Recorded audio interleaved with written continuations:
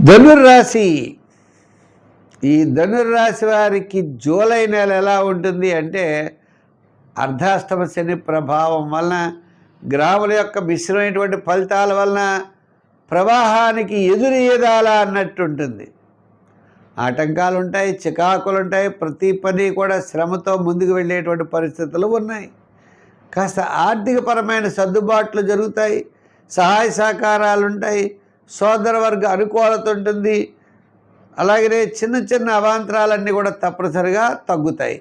ఏది తగ్గినప్పటికీ ప్రవాహానికి ఎదురినట్లుగా శ్రమతో విజయం సాధించగలుగుతాం.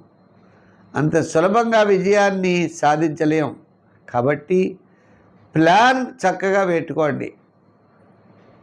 చక్కని ప్లాన్తో విజయం సాధించగలుగుతారు. ముందుగా బండగా చేయకండి, ఇలా చేస్తామని. అలా అయితే మీరు విజయం సాధించరు. మీ మైండ్ని బాగా ఉపయోగించండి. ఒక మంచి ప్రణాళికగా, మంచి ప్లాన్గా వెళ్ళండి, విజయం సాధించగలుగుతారు.